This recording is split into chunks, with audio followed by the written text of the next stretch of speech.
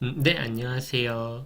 오늘은 논문을 어떻게 하면 잘 읽을 수 있을지에 대해서 이제 이건 좀 시리즈로 얘기를 하려고 해요.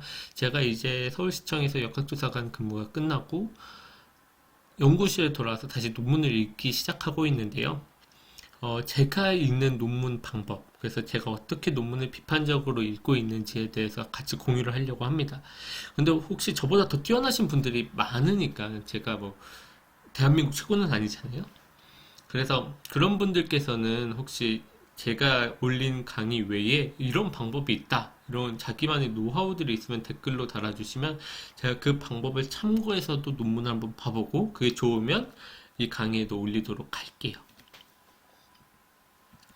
일단 첫 번째로 논문을 과학적으로 읽는 게 왜 중요한가에 대해서 말씀을 드리려고 합니다. 우리는 논문을 쓰기 전에, 아니, 실험을 진행하기 전에 많은 논문들을 읽습니다.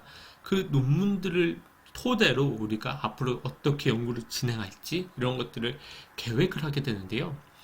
우리가 비판적으로 막 읽지 않고 그냥 막 저자들이 얘기하는 대로 받아들였다가 그 논문이 오류가 많은 논문이었어요. 그럴 경우에는 어떻게 돼요? 나도 그 오류 따라 간다는 거죠. 그래서 이 연구 과제를 설정할 때 논문을 비판적으로 읽는 건 굉장히 중요합니다. 실험을 계획할 때도 마찬가지고요. 또한 내가 한 실험이 다른 연구실에서 한 실험과 비슷하다. 그랬을 때 그 데이터가 의미가 있는지, 비슷하다고 했을 때 어떤 의미가 있고, 만약에 데이터 값이 달라요. 그러면은 무엇이 옳은지, 그런 것들 데이터를 가지고 해석할 때도 논문을 비판적으로 읽는 게 굉장히 중요합니다. 저기는 네이처 논문에 나온 데이터니까 저게 맞겠지? 그렇게 보시면 안 돼요. 그리고 또 하나가 이거는 진짜 좀 장황한 얘기인데요. 논문을 비판적으로 읽을 수 있는 사람과 아닌 사람은 이 세상을 바라보는 관점이 확 다르다 생각합니다. 우리가 석사를 졸업할 때 우리는 졸업 논문을 쓰게 되고, 그럼 졸업 논문을 쓰기 위해서는 최소한 50개 이상의 논문을 읽어야 되는데요. 그렇게 50개 이상의 논문을 읽고 논문을 쓴 사람과 그렇지 않아 그냥 학사를 졸업한 사람과는 차이가 있어야겠죠. 그래야 우리가 대학원으로 나온 의미가 있잖아요. 저는 그것 중 하나가 가장 크리티컬한 포인트 중 하나가 비판적으로 어떤 글들을 읽을 수 있다라는 겁니다. 이거 정하니까 또 넘어갈게요. 첫 번째로 논문을 어떻게 하면 비판적으로 읽을 수 있을까? 그러니까 좀 더 간단하게 말씀드리면 이거를 막 깔려고 막 비난하려고 읽는 게 아니라 어떻게 하면 좀 더 자세히 읽을 수 있을까에 대해서 말씀을 드리고자 해요. 첫 번째는 데이터의 수치가 일관성이 있는지를 확인을 해야 됩니다. 똑같은 실험을 했는데 저기 피규어에서는 막 100점이 나왔는데 여기 피규어에서는 10점이 나왔다. 그럼 우리가 그 실험이 잘 됐다고 믿을 수가 있을까요? 이런 것들 데이터 그리고 이 뒤에서 보겠지만 이 수치가 달랐을 때 그 다른 것을 가지고 또 추가 실험을 진행을 하거든요. 그럼 그 해석이 옳은가에 대해서도 우리는 한번 판단을 해야 됩니다. 그리고 두 번째는 실험 방법이 적절한지를 확인을 해야 돼요.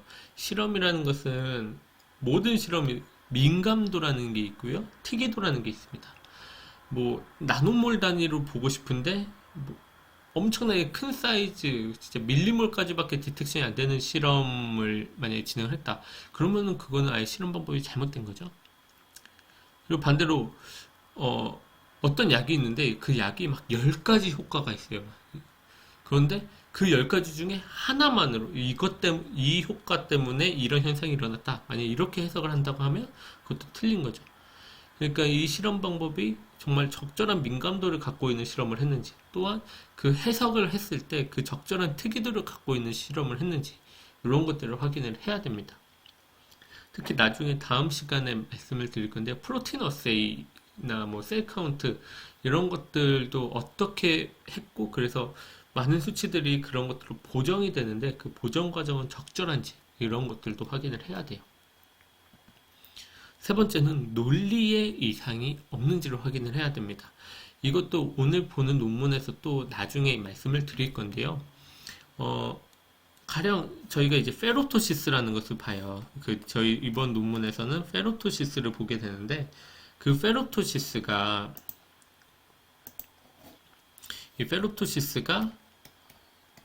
진짜 페롭토시스인지 그것을 우리는 확인을 해야 됩니다. 논문을 보면서. 또한 해석이 적절한지. 논문에서는 이거는 원인과 결과다라고 해석을 했는데 알고 보면은 그냥 어소시에이션인 경우들도 굉장히 많아요. 그래서 이게 어소시에이션 관계인지 릴레이션 관계인지 원인과 결과의 관계인지를 한번 진짜 데이터를 보면서 확인을 해보셔야 됩니다. 오늘은 가장 간단한 걸로 준비를 했고요. 그 앞으로의 시리즈에서는 이 논문을 참고를 할 거예요. 이 논문을 선정한 이유는 간단합니다. 제가 오자마자 읽었어요. 오자마자 첫 논문입니다. 그러니까 제가 이 논문을 보는데 제목부터가 너무 재밌는 거예요. 저의 연구 주제랑 너무 잘 맞고 그래가지고 확 끌려서 읽게 되었고 이 논문이 절대로 제가 막 비난을 하는 거다 그럴 목적도 아니고요. 그럴 자격도 없습니다. 오토파지라고 하는 저널에 실렸어요. 2023년. 이 오토파지는 임팩트 팩터가 약 13점이 넘는 굉장히 하이 임팩트 저널로서 굉장히 과학적으로 가치 있는 논문만 실습니다. 제가 솔직한 얘기로 제 평생에 이 저널에 실을 수 있다면 저는 그걸 굉장히 만족해 할 것 같아요. 그 정도로 굉장히 좋은 저널인데요. 그냥 저는 개인적으로 셀이든 네이처든 다 이렇게 읽습니다. 이 저널 혹시나 제가 이 저널의 데이터들을 폄하한다거나 그럴 의도도 없지만 그렇게 들리셨다면은 절대 그런 의도가 아니고요. 굉장히 좋은 논문입니다. 예. 그리고 이거는 제 시선으로 보니까 이게 보이는 거지 보통 다른 분들의 시선에서는 안 보일 수 있어요. 그래서 그걸로 가지고 절대 이게 낮은 퀄리티라서 까고 있다 그렇게 생각하시면 안 됩니다. 첫 번째로 이 논문을 비판적으로 읽을 때 가장 중요한 거는 정말 많은 논문을 봐야 돼요. 이 논문을 읽는 실력이 늘어나는 가장 좋은 방법은 논문을 많이 보고 공부를 많이 하고 이쪽 분야에 대한 지식이 풍부해야 됩니다. 그래서 첫 번째로 보는 논문, 내가 이 교수님이 논문을 처음으로 하나 주셔가지고 그 논문을 보는데 저처럼 읽기는 쉽진 않을 거예요. 그래도 이 방법은 꼭 확인해 보셨으면 좋겠습니다. 왜냐면 오늘 거는 가장 간단한 데이터의 일관성을 보는 거거든요. 이거는 피규어 1에 있는 거고요. 해당 방금 논문에 피규어 1에 있는 거고 여기 밑에 있는 건 피규어 2에 있는 피규어입니다. 보시면은 PI 스테이닝이라는 것은 세포가 죽었는지를 보는 거고 아네시나 에이팝토시스를 보는 건데요. 중요한 실험은 아니고 지금 여기서 제가 말씀드리고자 하는 거는 에라스틴이라는 드러그를 쳤을 때 여기 위에와 밑에 수치가 다르다는 겁니다. 보시면 에라스틴을 쳤을 때는 정상적으로 사진만 봐도 세포가 다 죽어 있어요. 정상적인 사진만 봐도 이렇게 다 죽어 있습니다. 근데 여기 밑에서는 그렇게 많이 죽어 있지 않아요. 이거는 한 번이라도 현미경을 보신 분들은 딱 아실 텐데 이렇게 하얗게 보인다는 것은 세포가 둥둥 떠 있다는 거거든요. 실제로 여기 수치를 보시면은 여기 네모칸 여기가 이제 살아있는 세포인데 퍼센트가 13%밖에 안 됩니다. 근데 이 밑에는 87%가 되죠. 왜 이런 일들이 벌어졌을까요? 일단은 논문을 봤을 때 이 결론은 있지만 이 논문을 봤을 때 왜 이 수치가 다르지에 대해서 궁금증이 있었어야 됩니다. 처음에 논문을 볼 때 만약에 이런 것들이 있었다면요. 일단 논문을 자세히 설명하기에 앞서서 에라스틴이 뭔지를 간단하게만 설명을 드릴게요. 에라스틴이라는 드러그는 이 시스템 XC-를 이니비션하는 약입니다. 보통 이니비션을 이렇게 일자선으로 긋는데요. 이게 시스템 XC-라는 게 뭐냐면 세포 밖에 있는 시스틴을 세포 안으로 끌고 오는 역할을 합니다. 시스틴이라는 건 또 뭐냐? 시스틴은 시스테인이라는 아미노산, 그 단백질을 만드는 그 아미노산 있죠? 그 아미노산 두 개가 붙은 거라고 생각하시면 돼요. 시스테인이 산화돼서 옥시데이션이 돼가지고 옥시데이션 된 시스테인 두 개가 붙었다. 정확한 표현은 아닙니다. 어쨌든 그 시스틴이 이 세포 내로 들어올 때 글루타메이트를 내보내게 되는데 그 과정을 시스템 XC-를 통해서 이루어지게 됩니다. 이 시스테인이 굉장히 중요한 게 글루타치온이라고 하는 우리 세포에서 가장 중요한 항산화 물질 중에 하나인 요 글루타치온을 만드는 데 쓰여요. 글루타치온은 크게 아미노산 세 가지로 이루어져 있는데요. 글라이신, 시스테인, 그 다음에 글루타메이트로 이루어져 있습니다. 근데 여기서 제일 중요한 아미노산 중에 하나가 시스테인이에요. 그냥 제일 중요한 아미노산 하나 뽑으라고 하면 시스테인이에요. 그래서 이렇게 세포 밖에 있는 시스틴을 업테이크 해가지고 얻어낸 시스테인이 이 글루타치온 합성에 굉장히 중요한 역할을 하는데요. 이 글루타치온은 GPS4라는 엔자임을 통해서 이 세포 벽이 손상되는 것을 고치는 역할을 합니다. 근데 결과적으로 이 에라스틴이라는 드러그를 쳐서 이 시스템을 막아버리면 세포 내 글루타치온이 줄어들게 되고요. 그러면은 여기 리피드 프록시데이션이라고 하는 게 어쨌든 세포막이 망가지는 건데 세포막이 망가졌을 때 이거 고칠 수가 없어요. 고치기가 불가능해집니다. 그래서 세포가 펑 터져서 죽게 돼요. 그리고 그것을 우리는 페롭토시스라고 하자라고 약속을 했습니다. 그래서 저는 개인적으로 동의하지 않는 약속 중에 하나긴 한데 페롭토시스를 유발하는 약으로 제일 많이 쓰이는 약이 오늘 본 에라스틴이라는 약이랑 RSL3라는 약이 있어요. 그래서 RSL3는 여기 앞에 말씀드린 요 GPS4 요것을 이니비션하는 게 RSL3고요. 그래서 오늘의 실험약은 에라스틴이었습니다. 근데 이게 그래서 레전드로 확인을 해봐야 돼요.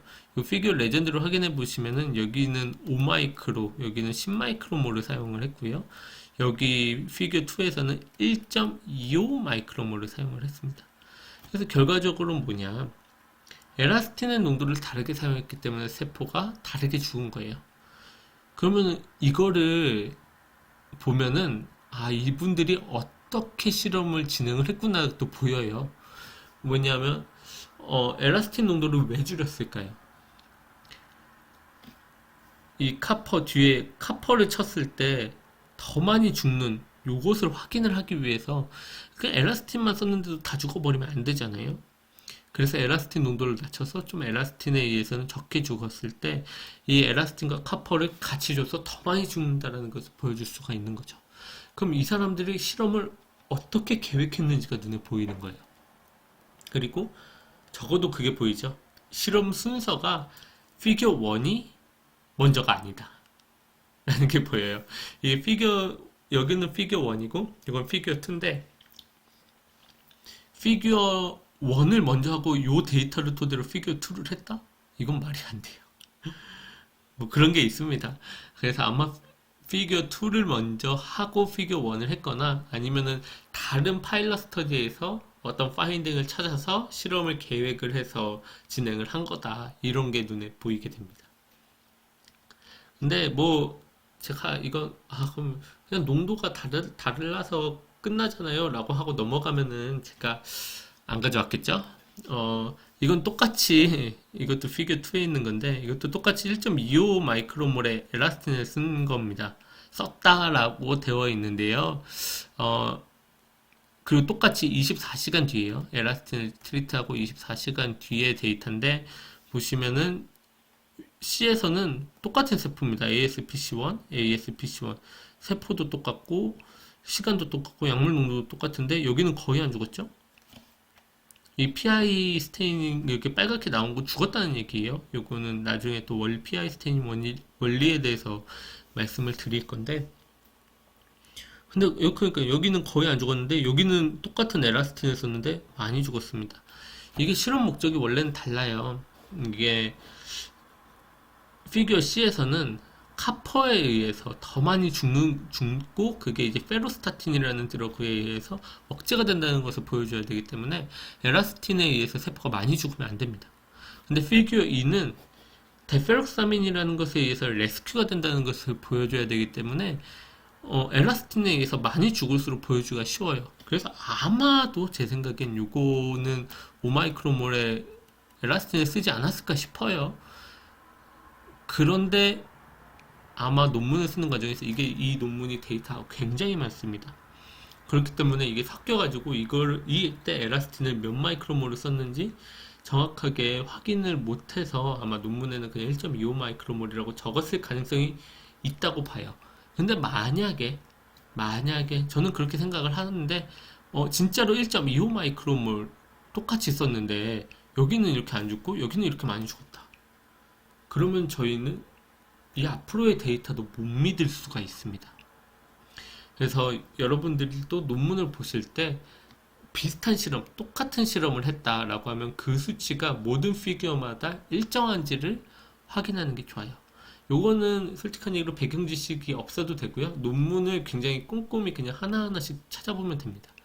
솔직한 얘기로 논문을 이렇게 봐가지고 요 실수를 찾아내는 사람 그렇게 많이는 없을 거예요. 근데 저는 요 논문이 굉장히 재밌다고 생각을 했고 저의 이제 앞으로의 연구 과제에서 중요한 논문이라고 생각했기 때문에 굉장히 자세히 읽어서 요런 문제점들을 찾아낸 겁니다. 어쨌든 그래서 첫 번째 논문을 비판적으로 확인해야 될 거 데이터 수치의 일관성이었습니다. 오늘은 여기까지 하겠습니다. 감사합니다.